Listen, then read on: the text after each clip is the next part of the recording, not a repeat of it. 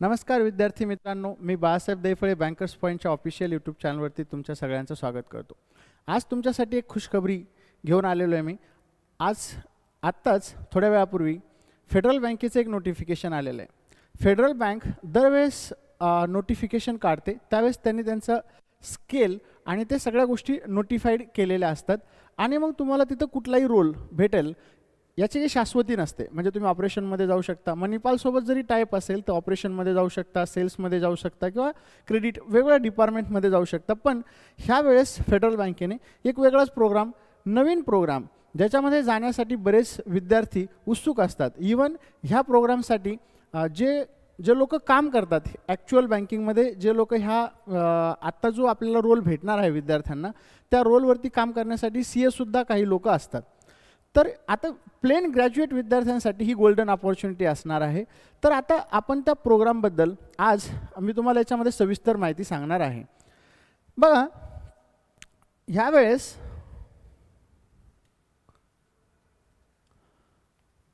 आता या प्रोग्रामबद्दल सुरुवातीला आपण इथं माहिती बघू की नेमका प्रोग्राम काय आहे। ठीक आहे,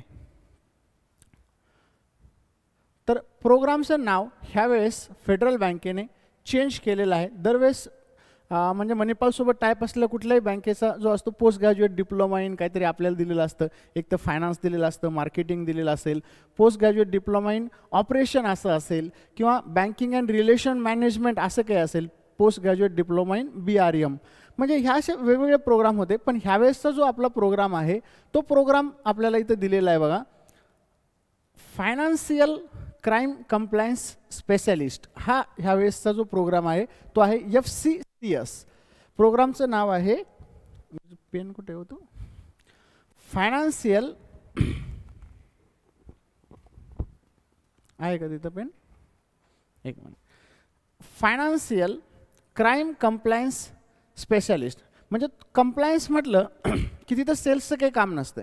म्हणजे तुम्हाला कंप्लायन्स डिपार्टमेंटमध्ये ऑडिट असेल, त्यानंतर काही पॉलिसीज ज्या आपल्याला बँकांच्या पॉलिसीज ज्या आपण बघतो त्या पॉलिसीचं जो आपल्याला स्ट्रक्चर तयार करायचं काम ह्या कोर्समध्ये आपल्याला शिकवलं जाणार आहे आणि मग पोस्टिंगसुद्धा तुम्हाला ह्याच फील्डमध्ये भेटणार आहे। म्हणूनच तुम्हाला म्हटलं की ह्यावेळेस काहीतरी युनिक असा प्रोग्राम फेडरल बँकेने बनवलेला आहे। तर प्रोग्रामचं नाव आहे फायनान्शियल क्राईम कंप्लायन्स स्पेशलिस्ट आणि तो प्रोग्राम जो आहे, आता त्या प्रोग्रामबद्दल थोडीशी माहिती मी तुम्हाला सांगणार आहे। सेम प्रोग्राम आहे मणिपालसोबत टाईप असलेला। त्याच्यामध्ये तुम्हाला जे क्लासरूम ट्रेनिंग आणि ऑदर जे दिलेलं आहे बघा, तर याच्यामध्ये क्लासरूम ट्रेनिंग आहे 7 वीकसाठी, हे इंडक्शन इन कॅम्पस असणार आहे फर्स्ट। त्यानंतर 17 वीक जे आहे नेक्स्टमध्ये 17 वीक जे आहे ते weekend classes plus on job training तुम्हाला तिथं प्रोव्हाइड केलेली जाणार आहे। त्यानंतर तिसरं आहे 2 वीकसाठी रिफ्रेशर इन कॅम्पस। म्हणजे तुम्हाला कॅम्पसमध्ये, म्हणजे कॅम्पस कुठे आहे मणिपालचं तर बँगलोरला आहे, सगळ्यांना माहिती आहे, तर कॅम्पसमध्ये रिफ्रेशर प्रोग्राम असणार आहे तुमचा। त्यानंतर 26 वीक ऑन जॉब ट्रेनिंग पुन्हा असेल, चालू होईल तुमची, आणि वीकेंड क्लास, म्हणजे वीकेंडला क्लास आणि बाकीच्या दिवशी तुमचं वर्किंग डेजला तुम्हाला बँकेमध्ये डायरेक्ट जॉब करत असतानाच तुम्हाला तिथं ट्रेनिंग दिली जाईल। आता बघा, हे 26 वीक झाले आणि हे 26 वीक होतात, म्हणजे हे 52 वीक आणि अगेन दुसरे 52 वीक। म्हणजे आतापर्यंत जे मणिपालचे प्रोग्राम होते ते 1 वर्षाचे होते, हा प्रोग्राम किती वर्षाचा आहे तुमचा, 2 वर्षाचा प्रोग्राम आहे। म्हणजे हे 52 वीक अगोदरचे आणि पुढचे 52 वीक ऑन जॉब ट्रेनिंग तुम्हाला दिली जाणार आहे बँकमध्ये। ठीक आहे, म्हणजे मणिपालला तुम्ही फक्त काही काळच 7 आणि हे 2 वीक जवळपास 9 वीक फक्त मणिपालमध्ये असणार आहे। बाकी तुम्हाला बँकमध्ये जाऊन परत वीकेंडला ट्रेनिंग तुम्हाला तिथं घ्यावी लागणार आहे। म्हणून तुम्हाला म्हटलं की हा जो प्रोग्राम आहे तो युनिक प्रोग्राम आहे आणि हा प्रोग्रामसुद्धा मणिपालसोबतच दिलेला आहे बघा, टाईप केलेलं आहे। The learning curriculum has been design by MAGE म्हटलं। MAGE म्हणजे मणिपाल, इथं दिलेलं आहे मणिपाल ग्लोबल एज्युकेशन सर्व्हिसेस। म्हणजे तुम्हाला जे काही याचं स्ट्रक्चर असणार आहे ते कोणासोबत टाईप असलेलं असणार आहे, मणिपाल ग्लोबल एज्युकेशन सर्व्हिसेस सोबत। म्हणजे तुम्हाला at the end of the 2 year जे काही डिप्लोमा सर्टिफिकेट भेटल ते मणिपाल युनिव्हर्सिटीचं भेटल, जे की भारतातल्या टॉप युनिव्हर्सिटीमध्ये एक असलेली युनिव्हर्सिटी आहे। ठीक आहे, आता याच्यामध्ये काय बघा, हे 2 इयर्सचा प्रोग्राम आहे, इथं आपल्याला दिलेला आहे बघा, 2 वर्षाचा हा प्रोग्राम इथं आहे। आणि प्रोग्राममध्ये तुम्हाला हे सुद्धा सांगितलेलं आहे की offering multiple avenue career opportunities and advancement in the compliance risk audit function within the bank to join the federal integrated program. ठीक आहे. त्यानंतर बघा आता हे स्ट्रक्चर आहे त्यांचं 2 वर्षाचं पूर्ण शेड्यूल आहे.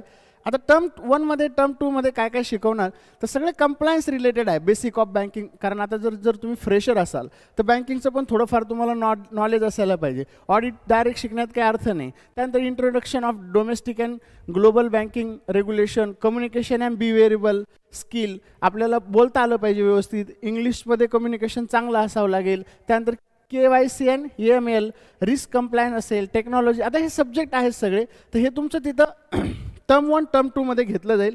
त्यानंतर ह्या प्रोग्रामची जी फीस आहे ती फीस आहे बघा 1,75,000 प्लस GST, म्हणजे नियर अबाउट 2 लाख रुपयाची फीस असेल. आता ही फीस एकदा आपण ज्यावेळेस पे करतो तर ही नॉन रिफंडेबल फीस असते. त्यानंतर हे सर्टिफिकेशन तुम्हाला भेटणार आहे सर्टिफाईड फायनान्शियल क्राईम स्पेशालिस्ट म्हणून. ठीक आहे, 2 वर्षानंतर. त्यानंतर आता हे याच्यामध्ये काय काय शिकवलं जाईल आपल्याला तर undertake anti money laundering and investigate due diligence, frame policies, process, SOP.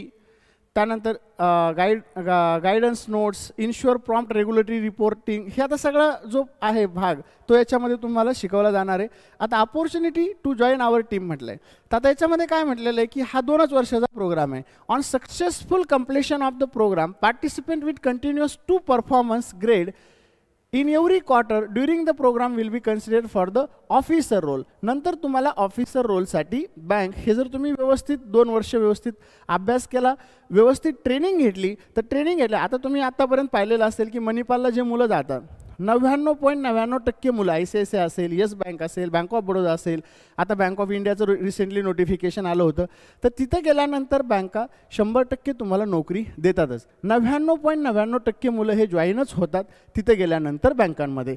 तसंच इथंही फेडरल बँक 2 वर्षाची ट्रेनिंग देऊन तुम्हाला काढून टाकणार नाही. पण तसं काही इथं मेन्शन केलेलं नाही की तुम्हाला फिक्स 2 वर्षानंतर जॉईनच करून घेतलं जाईल. तुम्हाला इथं सांगितलेलं आहे on successful completion of the program participant with continuous 2 top performance grade in every quarter during the program will be considered for the officer role subject to acquiring certificate. म्हणजे तुमचं जर सब्जेक्ट भेटलं तुम्हाला सर्टिफिकेट भेटलं certified financial crime specialist certification. ठीक आहे, जर तुम्हाला हे सर्टिफिकेट भेटलं तर तुम्हाला काय करणार आहेत त्यांनी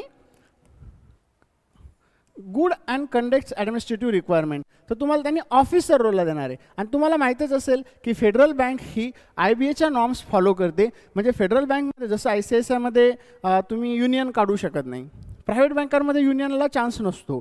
त्यानंतर प्रायव्हेट बँकांचं पॅकेजवर काम चालतं, तसं फेडरल बँकेमध्ये नाही आहे. फेडरल बँकमध्ये तुम्हाला जे गव्हर्नमेंट बँकांच्या ऑफिसर लोकांना जो पगार भेटतो, आता सध्या 36,200 त्यांचा बेसिक पे आहे, तर तोच पे तुम्हाला इथं जॉईन झाल्यानंतर ॲज अन ऑफिसर जॉईन झाल्यानंतर तुम्हाला नंतर भेटेल. ठीक आहे, पण तोपर्यंत काय मग तुम्ही 2 वर्ष तुम्ही जर तिकडं आता जाताय, पहिलं वर्ष आणि दुसरं वर्ष, तर तोपर्यंत तुम्हाला काय भेटणार आहे तर त्यांनी सांगितलेलं आहे बघा, पहिल्या वर्षी तुम्हाला 4.5 लाख रुपये फर्स्ट इयरला भेटणार आहे आणि 5.7 lakh in the second year plus other benefit तुम्हाला भेटतील. मग याच्यामध्ये काय भेटेल बघा, तुम्हाला फिक्स पे असणार आहे 27,500. पहिला पगार तुमचा फिक्स राहील 27,500. त्यानंतर तुम्हाला पहिल्या क्वार्टरला पहिल्या वर्षी 30,000 रुपये ग्रेड 1 असेल तर, आणि ग्रेड 2 असेल तर 18,000 रुपये परफॉर्मन्स भेटेल. परफॉर्मन्स ग्रेड 2 असेल तर हे तुम्हाला काय भेटणार आहे, इन्सेंटिव्ह भेटणार आहे. आणि दुसऱ्या वर्षी मात्र हा जो इन्सेंटिव्ह असेल पहिल्या क्वार्टरमध्ये 60,000 असेल आणि दुसऱ्या क्वार्टर म्हणजे ग्रेड 1 जर असेल तर 60,000 आणि will be incentive of 60,000 per quarter म्हटलेलं आहे. बरं सॉरी, पर क्वार्टर म्हटलेलं आहे 30,000 जर तुमचा ग्रेड 1 असेल तर पहिल्या वर्षी, आणि 18,000 ग्रेड 2 असेल तर.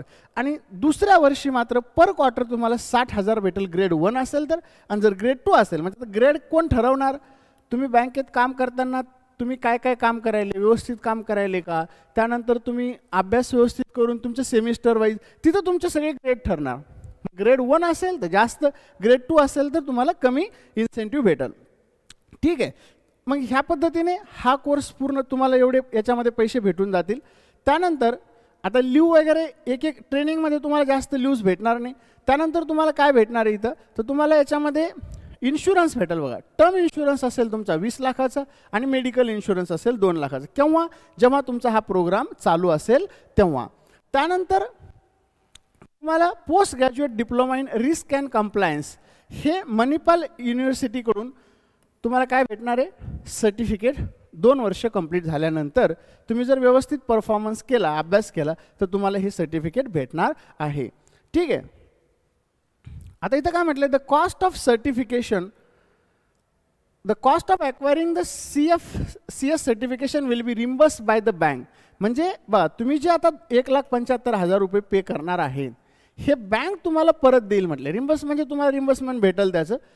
Consider from the officer role compliance 6 month of the service officer role. म्हणजे तुमचं जर 6 महिने झाले, 6 महिने झाल्यानंतर बँकेमध्ये ऑफिसर रोल तुम्हाला भेटल्यानंतर 6 महिन्यानंतर तुमची जी काही 1,75,000 फीस जाईल, GST भेटणार नाही, पण तुमचे 1,75,000 तुम्हाला याच्यामध्ये रिटर्न पण केले जाणार आहे. त्यानंतर ठीक आहे, आता हे पूर्ण यंग जे बँकर्स, आता यंग मुलं असतील त्यांच्यासाठी हा प्रोग्राम त्यांनी काय केलेला आहे? तयार केलेला आहे. ठीक आहे, फेडरल बँकेने. त्यानंतर आता आपण हू कॅन अप्लाय. आता याला कोण अप्लाय करू शकतं? सगळ्यात इम्पॉर्टंट आहे हू कॅन अप्लाय. तर इथं दिलेलं आहे बघा, तुम्हाला थ्रू आउट, डायरेक्ट मी फास्टमध्ये सांगतो कारण आपल्याला भरपूर अजून पुढे काही बघायचं आहे. तर ज्या विद्यार्थ्यांचं 10वी डिग्री, पहिली गोष्ट तर डिग्री 60% पाहिजे. ओके, डिग्रीला किती टक्के पाहिजे? 60%. आणि डिग्री ही कमीत कमी 3 वर्षाची पाहिजे म्हटलेलं आहे त्यांनी. त्यानंतर मिनिमम ॲग्रिगेट मार्क्स 60% पाहिजे थ्रू आउट क्लास, म्हणजे 10वीला, 12वीला आणि डिग्रीला. आणि पोस्ट ग्रॅज्युएशन असेल तरीसुद्धा इफ ॲप्लिकेबल. जर पोस्ट ग्रॅज्युएशन असेल तर त्यांना प्रिफरन्स देणार आहे, पण ग्रॅज्युएशन फक्त मिनिमम क्रायटेरिया ग्रॅज्युएशन आहे. पण 10वी, 12वी आणि डिग्रीला सगळीकडे तुम्हाला किती टक्के मार्क्स पाहिजे? 60% तुम्हाला मार्क्स पाहिजे, तरच तुम्ही अप्लाय करू शकता. त्यानंतर कॅन्डिडेट शाल not exceed 27 years as on 1 April 2023. मग आता 2023 पर्यंत तुमचं वय हे 27 वर्षापेक्षा जास्त असू नये. आणि जर समजा तुमचं OBC असेल, candidate should be born on after 1/4/1996, म्हणजे 1/4/1996 नंतर जन्मलेले असाल तरच तुम्ही हा फॉर्म भरू शकता. त्यानंतर दिले for being eligible to apply selection process of age of SC and ST shall not exceed 32 years म्हटले. आणि SC ST जर कॅन्डिडेट असेल तर तो 1/4/1991 नंतर काय झालं पाहिजे? जन्मलेला असावा. म्हणजे ओपन आणि OBC साठी डेट असेल काय असेल? डेट असेल 1/4/1996 ओपन आणि OBC साठी, याच्यानंतर जन्मलेला. ठीक आहे, ह्या दोन्ही डेट कन्सिडर केलेल्या असतात. आणि SC ST असेल तर 1/4/1991 नंतर जन्मलेला असेल तरच आपण अप्लाय करू शकता. दुसरी गोष्ट, candidate shall be citizen of India, सगळे भारतीयच असणारे, त्यातल्या त्यात मराठी भाषेत मी शिकवते म्हणजे महाराष्ट्रातले असतील मोस्ट ऑफ द स्टुडंट, तर इंडियन असावा ही एक क्रायटेरिया आहे. त्यानंतर इथे त्यांनी काही नोट्स दिलेले आहे बघा, त्याच्यामध्ये सांगितलेलं आहे preference in selection would be given the candidate possessing for a professional degree, master in law, business management and accounting ETC with excellent communication skill. पण आता इकडे बघा, यांना प्रिफरन्स देणार आहे म्हटलं त्यांनी, पण अशा लोक त्यांना भेटलेच नाही तर ते BCom वाले, BA वाले, सगळे BSc वाले सगळ्या मुलांना ते काय करणार आहेत? घेणार आहेत. Graduation course must be essential, Intel a minimum of 3 years education म्हटले, 3 वर्षाचं पाहिजे. आणि पोस्ट ग्रॅज्युएशन असेल तर ते किती वर्षाचं पाहिजे? 2 वर्षाचं. आणि हे सगळं युनिव्हर्सिटीची म्हणजे युनिव्हर्सिटीला ॲफिलेटेड पाहिजे, म्हणजे असं कोणत्याही युनिव्हर्सिटीतून चालणार नाही. त्यानंतर year wise, semester wise marksheet of for each year semester respect to the qualifying examination. आता हे तर सगळ्यांकडे असतंच डिग्री झालेले म्हटल्यानंतर. आता 59 पॉईंट तुम्हाला इथं सांगितलेलं आहे त्यांनी, 59.99% जरी असेल तरी पण तुम्ही चालणार नाही. तुम्हाला किती टक्के मार्क्स पाहिजे? 60%च पाहिजे. The minimum aggregate percentage prescribe for the examination is not allowed to be rounded off म्हटलं आहे. For example, a candidate who secure an aggregate of 59.99% or a grade point equivalent will not be permitted to appear the selection process. Minimum stipulated aggregate is 60%. म्हणजे 59.99 असेल तरी तुम्ही eligible नाही. तुम्हाला सगळीकडं 10वी 12वी आणि डिग्रीला 60% किंवा त्याच्यापेक्षा जास्त मार्क्स पाहिजे म्हटलं. त्यानंतर हे आता रिझर्व राईट वगैरे सगळीकडेच असतं, त्याचं काही आपल्याला घेणं देणं नाही. तर कोण अप्लाय करू शकतो? प्लेन ग्रॅज्युएट ज्याला 60% आहे आणि ज्याची जन्मतारीख मी ऑलरेडी सांगितलेली त्याप्रमाणे असेल तर तो विद्यार्थी अप्लाय करू शकतो. आता इम्पॉर्टंट डेट बघू आपण कोणकोणत्या आहे. तर डेट ऑफ नोटिफिकेशन आहे 13 एप्रिल आणि लास्ट डेट ऑफ ॲप्लिकेशन आहे 27 एप्रिल. म्हणजे 10-15 दिवसाचाच तुम्हाला फक्त इथं टाईम भेटणार आहे. तर लास्ट डेट 27 एप्रिल आहे. आज मला वाटतं 18 तारीख आहे, म्हणजे अजून तुमच्याकडे फक्त 9 दिवस आहे. Propose date of mock assessment म्हणजे याची एक्झाम जी होणार आहे ती 3 आणि 4 मेला होईल आणि date of online aptitude test ही 7 मेला होऊन जाईल. ठीक आहे, म्हणजे ही मॉक टेस्ट असेल आणि ही मेन परीक्षा असणार आहे 7 मेला तुमची. तर ह्या 2-3 डेट्स आपल्यासाठी खूप इम्पॉर्टंट आहे. त्यानंतर हाऊ टू अप्लाय म्हटले तर आता सरळ आहे, फेडरल बँकेच्या वेबसाईटवरती जा असंच सांगितलेलं असणार आहे, काही याच्यामध्ये वेगळं नसतं.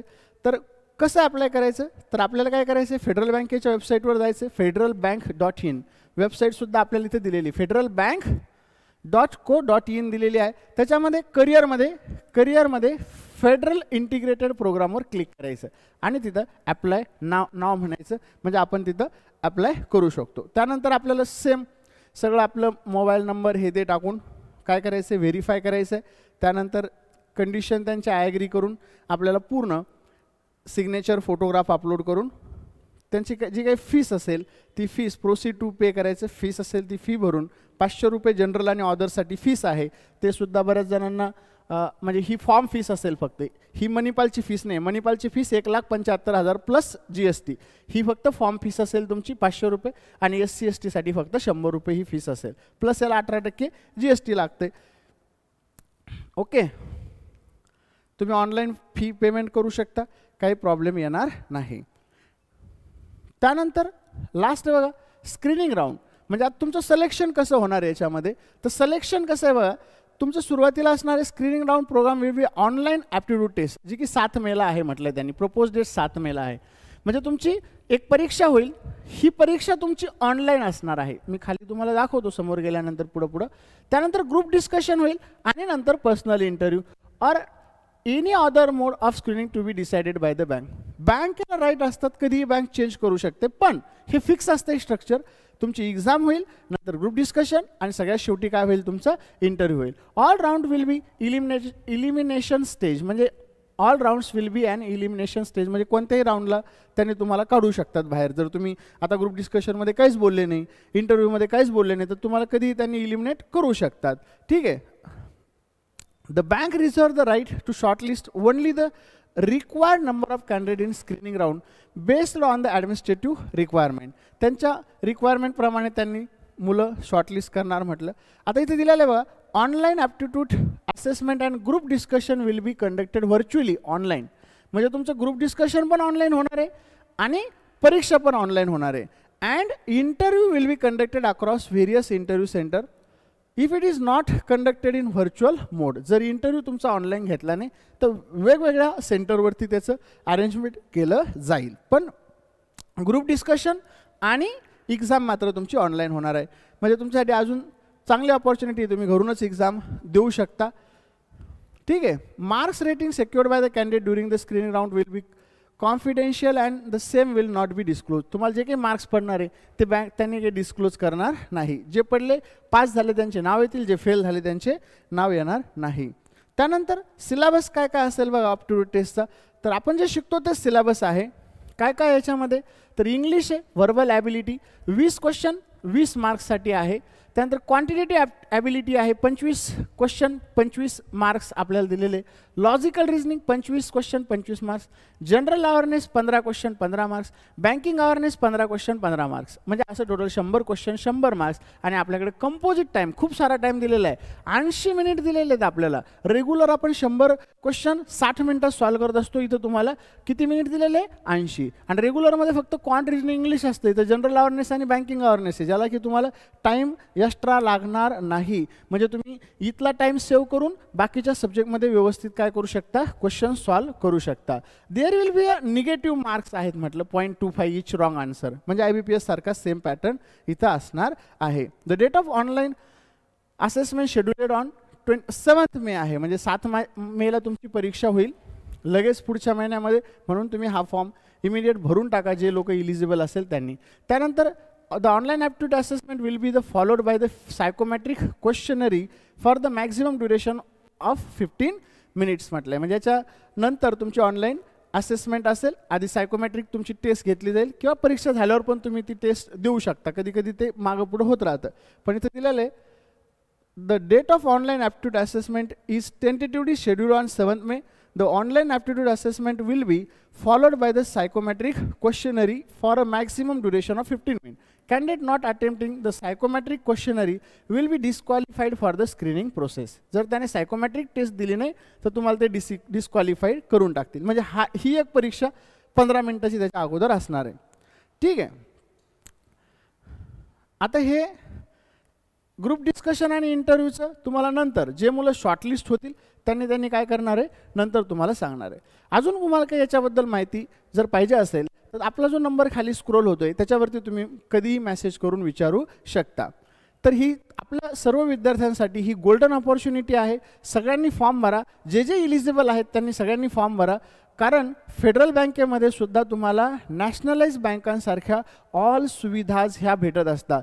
जर तुम्ही आता कोणतीही बँक फुकट टाइमपास करणार नाही विद्यार्थी मित्रांनो, कारण 2 वर्षाचा कोर्स केल्यानंतर बँकेला सगळे चांगले विद्यार्थी जे की काम करणारे विद्यार्थी आहेत, ज्याची रिक्वायरमेंट आहे बँकेला, तसं तुम्हाला तिथं बँकेत 2 वर्षात घडवलं जाईल आणि नंतर डेफिनेटली बँक म्हणणार नाही तुम्ही घरी जा. आता बँक तुम्हाला 99.99% तुम्हाला बँक ॲज अन ऑफिसर म्हणून काय करेल 2 वर्षानंतर बँकेमध्ये कंटिन्यू करेल. म्हणजे आपण असं म्हणू शकत नाही की 2 वर्षानंतर तुम्हाला बँक घरी बसवणार आहे. मग बँकेचा फायदा काय, 2 वर्ष तुम्हाला उघड नवीन मुलांना घ्यायचं, मणिपालला पाठवायचं, 4 दिवस बँकेमध्ये ह्या ब्रँचला त्या ब्रँचला अपॉइंटमेंट, याचा बँकेला काही फायदा होणार नाही. म्हणून त्याच्यामध्ये 100% असंच दरवेळेस मेन्शन केलेलं असतं, पण तुम्हाला बँकेमध्ये ॲज अन ऑफिसर म्हणून 2 वर्षानंतर एकदा का तुम्ही एक्सपर्ट झाले, कंप्लायन्समध्ये असेल, ऑडिटमध्ये असतील, रिस्क मॅनेजमेंटमध्ये असेल, तर तुम्हाला बँक डेफिनेटली काय करणार, ऑफिसर म्हणून बँकेमध्ये घेणार. आणि एक लक्षात ठेवा, ह्या डिपार्टमेंटमध्ये करिअर करण्यासाठी बरेच लोक म्हणजे CA सारखे जे लोक असतात हे सुद्धा उत्सुक असतात. जर का तुम्ही एकदा ह्याच्यामध्ये सिलेक्ट झाले तर तुमच्यासाठी भविष्यासाठी तुम्हाला कधीही टेन्शन राहणार नाही. It is equivalent to nationalise बँकेचा जॉब होऊन जाईल. ठीक आहे. तर अजून काही तुम्हाला वाटलं तर तुम्ही मला, मी ऑलरेडी सांगितलं की जो खाली नंबर आहे स्क्रोल होतोय त्याच्यावरती मेसेज करून विचारू शकता. धन्यवाद.